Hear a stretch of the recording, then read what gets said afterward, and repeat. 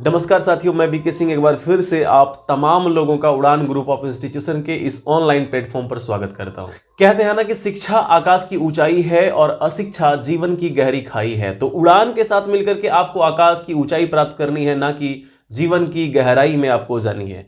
जैसा कि पिछले वीडियो में मैंने आप सबों के साथ एक बात साझा किया था और आपका मैं आभार व्यक्त किया था कि जो रजिस्ट्रेशन की रफ्तार है वह काफी तेज चल रही थी और वह अब तक चल रहा है, और जो उम्मीद किया गया था उससे कहीं बढ़ चढ़ करके आप सबों ने संस्थान के प्रति अपना प्रेम दिखाया है। तो आइए आज मैं बात करता हूं कि जिन लोगों ने ये रिस्क लिया और जो लोग की समर्पण बैच में आपने रजिस्ट्रेशन अब तक करवा लिया है, तो इस बैच में आपको क्या बेनिफिट्स मिलने वाला है। हालांकि मैं पहला वीडियो में ही आपको, जब मैं समर्पण बैच का जो अनाउंसमेंट मैंने किया था, तो कई सारी चीजें आप लोगों के साथ मैंने साझा किया था, पर आज मैं थोड़ा सा डिटेल में आपको बस ये समझाने का प्रयास कर रहा हूं कि इस बैच में क्या बेनिफिट्स अभी आपको मिलेगा जो पहले के बैच में नहीं हुआ करता था। आज हमें बस उसको जान लेना है। तो एक बार 5 मिनट के लिए समय निकाल करके आप इस वीडियो को अगर देख रहे हैं तो पूरी तरीके से अंत तक देखेंगे, और आइए हम जानने का प्रयास करते हैं कि आखिर इस बैच का क्या बेनिफिट्स है। भाई, पहले की बात करें और अब की बात करें कि अब का जो ये समर्पण बैच है और जो पहले नॉर्मल बैच आया करता था संस्थान में, उसमें क्या था और अभी क्या है। सबसे पहली बात कर लेते हैं पेमेंट का। पेमेंट एक ऐसा चीज है जो कि अलग अलग वर्ग में इसकी समस्याएं अलग अलग तरीके से देखने को मिलती है। पहले का जो बैच हुआ करता था, पेमेंट तो कम था, पर वो पेमेंट आपसे अग्रिम लिया जाता है। पहले ही जब आप बैच में एडमिशन लेते थे उस टाइम आपसे पेमेंट लिया जाता था, या तो 1 से 2 इंस्टॉलमेंट में आपको ये पेमेंट लिया जाता था। हालांकि अब के बैच में अगर बात करूं तो अब ये पेमेंट आपको सफलता के बाद देनी है, फिलहाल आपको अभी नहीं देनी है, और पहले ये पेमेंट आपको पहले ही देना पड़ता था। दूसरी बात मैं कर लूं टाइम पीरियड की। टाइम पीरियड की बात करें, अगर समय अवधि की बात करें, तो जो बैच होता था उसका जो समय अवधि होता था वो 3 महीने का होता था। 2 से 3 महीने मैक्सिमम टाइम होती थी टारगेट बैच की, जो कि इस बार इसको बढ़ा करके कितना कर दिया गया है। पहले क्या था कि टाइम पीरियड इसका काफी कम हुआ करता था, और अब ये टाइम पीरियड जो होता है वो क्या है, ज्यादा हो गया है। मतलब ये 5 महीने एटलीस्ट चलेगा। अगर परिस्थिति को देख करके समय बढ़ाया भी जा सकता है, एक्सपेंडेबल होगा ये टाइम। और पहले क्या होता था कि ये मैक्सिमम टाइम कितना होता था, 3 महीने का हुआ करता था।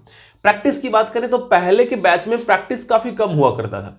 कंटेंट को पढ़ाना है तो कंटेंट को पढ़ा दिया गया, जिस हद तक मुझे पढ़ाना होता था मैं पढ़ाता था, जो भी टीम में शिक्षक हैं वो भी पढ़ा रहे हैं, पर प्रैक्टिस जो होना चाहिए वो प्रैक्टिस उस लेवल का नहीं हो पाता था जिस लेवल का कि आज का कंपटीशन की डिमांड है।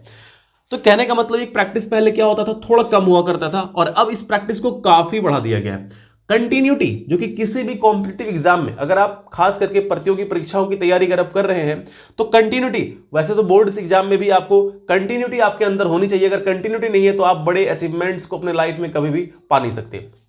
तो दूसरी बात की कंटिन्यूटी अगर हम बात करें तो ये पहले क्या होता था, बच्चों में थोड़ा कम देखने को मिलती थी, पर अब मैं ये उम्मीद करता हूं कि इस बैच में, खास करके समर्पण बैच में, काफी अच्छी तरीके से हम बहुत अच्छे लेवल में इस कंटिन्यूटी को देख पाएंगे। बच्चे के अंदर ये कंटिन्यूटी बहुत हद तक होगा, और इसके पीछे का रीजन है, मैं बताऊंगा क्या रीजन है कि अब कंटिन्यूटी बच्चों में बनेगा। चूंकि ये संस्थान का पार्ट नहीं है, आप ये देख रहे हो कि स्टूडेंट कंटिन्यू होंगे, और मैं कह रहा हूं कि बच्चों के अंदर कंटिन्यूटी होगी, तो इसके पीछे का क्या कारण होगा वो भी मैं आपसे डिस्कस करूंगा। नंबर ऑफ सीट की बात करें, पहले जनरल बैच में क्या होता था कि जितने भी बच्चे आएंगे सारे बच्चे का नामांकन इसमें लेना है, पर समर्पण बैच में ऐसा बिल्कुल भी नहीं है।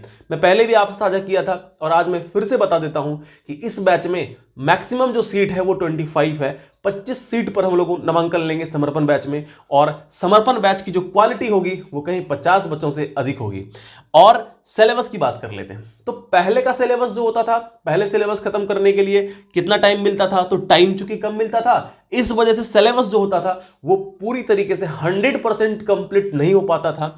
पर मैं उम्मीद करता हूं पूरी तरीके से, और मेरा ये विश्वास है कि समर्पण बैच में जो सिलेबस है वो 100% समाप्त होगा। यानी कि पहले का जो सिलेबस है ये 100% नहीं हो पाता था, पर अब जो है ये 100% जो है ये होगा। पहले सीट निर्धारित नहीं थी, पर अब ये सीट निर्धारित है, और 25 की संख्या में समर्पण बैच में नामांकन होगा।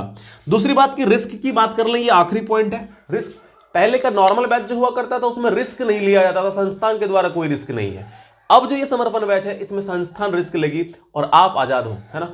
तो कहने का अर्थ यह है कि ये जो पहले का जितना भी ये चीजें था, जो ये प्रोसेस था, ये आज भी है। अगर हम चाहे, अगर कोई बच्चा संघर्ष बैच में आया हुआ है तो संघर्ष बैच जैसे पहले चल रहा था वैसे ही चलेगा। हालांकि जैसे टाइम पीरियड वगैरह की बात करें तो वो बढ़ा दिया गया है। क्यों? क्योंकि संघर्ष बैच भी कहीं ना कहीं एक बिल्कुल पैरेलल चलने वाला है किसका, समर्पण बैच का। दोनों ही बैच पैरेलल चलने वाला है, लेकिन अंतर बस क्या होगा, रिस्क लेने का, कि वहां पर बच्चे खुद रिस्क लेंगे और समर्पण में हम खुद रिस्क लेंगे। अब मैं आपसे थोड़ा सा बात कर लेता हूं कि आखिर किस कॉन्फिडेंस पर, किस आधार पर मैं आपको कह रहा हूं कि सारी चीजें जो पहले था ये बदल करके इस रूप में आ पाएगा। इसके पीछे का सबसे बड़ा जो कारण है भाई वो है एग्रीमेंट और बॉन्ड। एग्रीमेंट और बॉन्ड ये मेन कारण है। एग्रीमेंट और बॉन्ड क्या है ना कि बच्चों को ये फिक्स कर दे रहा है कि भाई तुम्हें करना ही पड़ेगा, क्योंकि उसमें सारी बातें ये पहले से लिखा हुआ है। मैं आपसे पेमेंट तो नहीं ले रहा हूं, लेकिन उसके बदले में क्या बन रहा है, आपका एग्रीमेंट या बॉन्ड आपसे साइन करवाया जाएगा। उसमें सारे टर्म्स कंडीशन लिखे रहेंगे, कितना समय तक आपको संस्थान में रहना है, कितना टाइम देना है, अगर आप लीव करते हो तो ये फिर आप, मैं रिस्क नहीं लूंगा, फिर भी आप पर चला जाता है। तो कहने का मतलब इस कारण से, चूंकि पेमेंट तो नहीं लगा है लेकिन वो एग्रीमेंट साइन किए हुए हैं, बॉन्ड बना हुआ उनका, इसीलिए बच्चे इधर उधर नहीं हो सकते। ये मेन कारण है और ये सारे मुख्य रूप से फायदे होने वाले इस बैच का। तो जितने लोगों ने प्यार दिखाया इस बैच में, मैं उन सबों को एक बार फिर से धन्यवाद कहता हूं। अगर आपने संस्थान पर भरोसा किया है, मैं भी आपके साथ बना रहूंगा और अगले 5 महीने के बाद, जब तक मैं भाई कोई बोर्ड का रिजल्ट आपके पास ला करके दिखाएगा ना, तब तक मैं आप किसी सरकारी एग्जाम का रिजल्ट ला करके दिखाओगे कि ये रहा, मैंने इस 3 महीने के दौरान में ये किया, भाई साहब आपने क्या किया। ये बहुत बड़ा आपके पास प्रमाण के रूप में होगा। आपके पास एक डीएलएड है या फिर और कोई जो एग्जाम है, वो सारे एग्जाम्स को लेकर के जो आप तैयारी करोगे, उन सब चीज का जो मार्कशीट आपके पास होगा, ये काफी हद तक आपको और अभिप्रेरित करेगी अच्छे से अच्छे एग्जाम देने को। चलिए बहुत ही जल्दी अगली जानकारी के साथ मैं मिलूंगा अगले वीडियो में। तब तक के लिए जय हिंद, जय भारत।